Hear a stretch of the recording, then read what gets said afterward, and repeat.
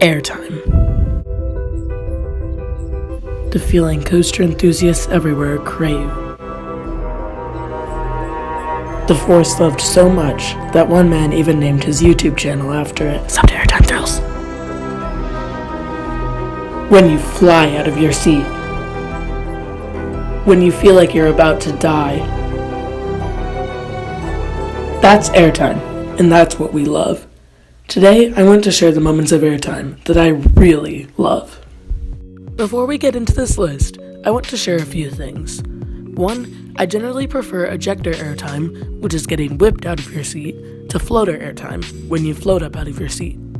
I also love sustained moments of airtime. You will see some coasters appear on this list twice, and that is really just because I think they have more than one amazing moment of airtime. With all of this said, let's get into my list of the top 10 craziest airtime moments that I have experienced. Number 10 is the drop on Wildfire. No, not that Wildfire. The worst one. You know, the one at Silver Dollar City. Yeah, there we go. Anyway, this one has a disclaimer. To be experienced to the fullest, you need to be sitting in the back row. When you are, you get pulled over the drop like there's no tomorrow. It's kind of in between floater and ejector, and it is extremely sustained. You are out of your seat for multiple seconds, and you don't land back in it until the drop starts pulling out. Despite the hard B&M over-the-shoulder restraints, this moment is the best on Wildfire by far, and an amazing jolt of sustained airtime. At number 9 is a moment from a coaster at my home park, Six Flags St. Louis. The coaster is Screamin Eagle, and the element is the drop off the turn. For the most part, Screamin Eagle has weak to okay floater airtime on its hills, but there's one moment that stands above the others. Far back in the woods and about halfway through the ride is a 180-degree turn with little banking. This turn is great, providing some awesome laterals. However, this isn't a list for lateral moments, it's a list for airtime, which comes in just after the turn. Just like Wildfire and most coasters on this list, this moment can best be experienced towards the back of the train, but it's great anywhere. You hit this drop still slightly banked and get violently pulled up from your seat.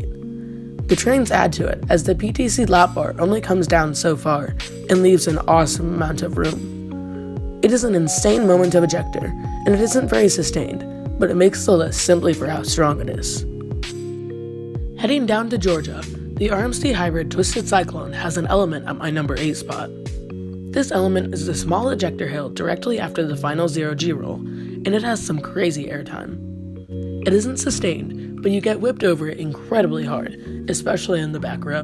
The hill's short height makes it look like the airtime might be weak, but don't be fooled. The shaping of it causes an awesome pop, and it's one of those moments that you could see causing bruises on your thighs. It really is that strong. The only reason it doesn't rank any higher is just because it is extremely short, and it could be a lot better without the fairly restrictive RMC lap bars and seatbelts.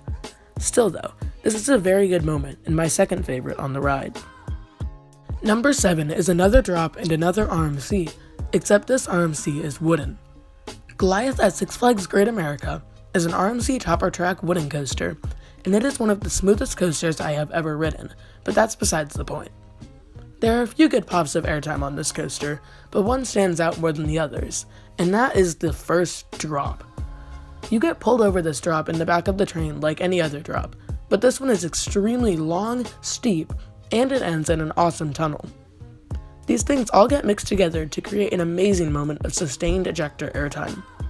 Of course you are safe on every coaster in the US, but this drop makes you question that as you get pulled out and held there. The first time I rode this coaster, I could not get enough of this drop, and obviously I still love it to this day. Staying in Great America, we go across the park for another drop that I just barely prefer to Goliath's. This drop is on Raging Bull. Some have called it one of the best moments of sustained airtime in the entire world, and I don't completely agree with that, but I also didn't get a back row ride. Even without being in this apparent magic row though, this drop is crazy. It gives some superb flagector, and it feels like it never ends. I think what really strengthens this element is the pre-drop. This pre-drop gives the coaster a little bit of speed before it hits the big drop, and you hit it at a fairly sharp angle, leading to an awesome moment of getting launched out of your seat. Like Goliath, it also ends in a tunnel as well, which just adds to it even more. Overall, this drop is the second best drop I have experienced, and it is absolutely worthy of that title. Number 5 lands back in my home state, but not at my home park. This time we go to Branson for Silver Dollar City and yet another RMC, Outlaw Run. This is another topper track woody, and I'd say it has some moments of airtime that are even better than Goliath's. In specific for this spot though, I am talking about the twisted hill right after the first crazy inversion. After getting whipped through an intense inversion and turn, you pull up into what feels like it's going to be an overbank turn, but flips you to the right instead. This airtime moment isn't the strongest moment on the ride, or really even close at all. The reason I prefer this one to the others, though, is because you get airtime while transitioning from side to side. So basically, you get thrown up out of your seat, and while you are held there, because yes, this moment is very sustained, you get whipped from the left to the right. It feels like the train hates you and is just doing the best it can to make you fly off of the ride. Even with the not too great RMC restraints, this lateral airtime moment can't be hindered, and I love it so much. Going back to a previously mentioned coaster, Twisted Cyclone has a series of elements, 2 of which are airtime pops, that are worth putting very high on this list at the number 4 spot. Many consider the wave turn to be the best part of this coaster, but I disagree. I think there's a better moment directly after the beautiful wave turn, which is what I like to call the insanely strong hill turn hill. You pull up and go into the first airtime moment of the sequence, and it sets the tone with a super strong pop of ejector, although it isn't sustained due to being cut off by the next element, an overbank turn. Right after the turn comes the grand finale, in an airtime hill with such a sharp angle at the top that it feels like it should be illegal. You hit this and get instantly launched, and I mean launched, out of your seat. It is far from sustained, but honestly it's so strong that I could care less. This is one of the few moments out there that made me feel like I needed to hold on.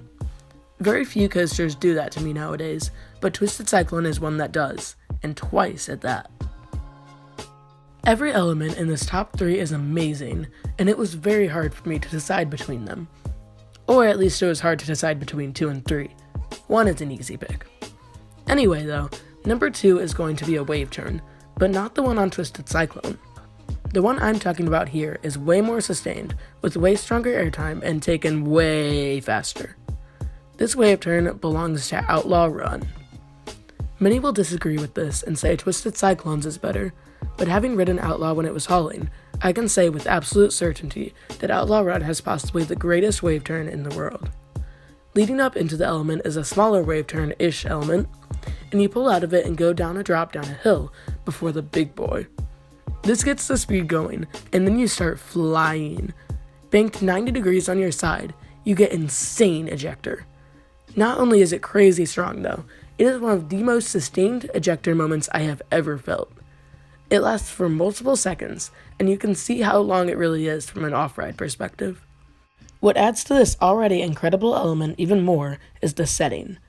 It is way back in the woods, and all you can see on ride is trees and the track in front of you. It is also quite low to the ground, making it feel even faster than it already is. In conclusion, Outlaw Run's wave turn is one absolutely outstanding moment of sustained ejector airtime, and it is unlike anything else I have ever felt. Number 2 comes from a coaster that I used to hate until this summer when I got my first backer rides on it. It also happens to be at my home park. The boss at Six Flags St. Louis might be insanely rough, but that doesn't stop it from having the best sequence of elements I have ever experienced, at least in my opinion. It doesn't really have a name, so what I call this sequence is simply, well, the boss sequence. This consists of the first drop, the straight section into a smaller drop, into turning double up. Let's start with the drop. In the back row, you get pulled around the turn right before it, and then plummet down this massive drop. It isn't very steep, only 52 degrees, but it starts with a sharp enough angle to provide some wild ejector, even standing ejector if you have enough room. For those unaware, standing airtime is when you have enough room and the airtime is so strong that you feel as though you are standing on the floor of the train. It is an insane feeling, especially on boss with the tiny Gerstlauer lap bars. After this incredible drop, you go straight for a bit. Don't think it's too tame though, because remember that you are going full speed and still picking up more, as the straight is ever so slightly slanted downwards. Moving at about 60 miles an hour, you go down even more. This drop slams you up into the lap bar. It hurts a bit because of how strong it is, and it is also a great head chopper moment with the support structure of the mid-course above you. The pullout of this drop is a barely banked turn, meaning you get crazy laterals. Right after the amazing lateral turn though, the track levels out before going into the first large turnaround on the ride. The double up gives yet another insane ejector pop, only hindered by the fact that you have probably lost all of your room from the forces, because yes, this sequence is also intense. Overall, despite the roughness, I don't think I could love this sequence of Airtime anymore, and it is very deserving of its number 2 spot on this list. Before I get to the number 1, I want to give some honorable mentions to coasters with great moments of Airtime, but just not quite good enough to crack the list. First up, Goliath at Six Flags Over Georgia, with its drop and finale. The drop has great floater, but it isn't very long and I unfortunately couldn't find a spot for it on the list, as well as the finale and its borderline ejector. Next up is American Thunder's Ish finale. The coaster technically ends with a turn and a small hill into the brakes, but what I like to consider the finale as 4 back-to-back ejector Airtime moments. They're all great, but not too strong or sustained, so as much as I love them, they've just barely missed the cut. My final honorable mention is one that may surprise some people, but it is the drop on Fury 325. I love this drop more than you might think from it being an honorable mention, but the thing with it is that it is more about feeling like it lasts forever than having crazy airtime. It does have some good floater, which is why it is getting an honorable mention, but it is fairly weak and not as sustained as much as I would like it to be. Anyway though, enough stalling. Let's get to the best Airtime moment I have ever felt. Number 1 is my favorite drop ever by far, and it actually belongs to a spinning coaster. However, this isn't an ordinary spinning coaster like Pandemonium. No, because this is Time Traveler at Silver Dollar City. This coaster starts with a bang, and better than any other coaster I know of. Straight out of the station, you fall 100 feet, vertical, while spinning. In the back car, this is the strongest and most sustained moment of ejector Airtime I have ever experienced. In all rows it's great, but when in rows 7 or 8, you get pulled over while on your side with an insane amount of whip. But this isn't just like Twisted Cyclone, where it hits you hard and lets up quickly. No, this is completely different, because it is sustained all the way down. Like I said previously, this drop is vertical as well, so when you think it's at its steepest point, it just keeps on going. There's absolutely no way to prepare yourself for how good it really is, except to just let the ride take you. I'm running out of ways to express to you how good it is, simply because it just is that good. Time Traveler is an amazing ride with amazing theming, but by far the best part of it is that dang drop. That's going to do it for this video.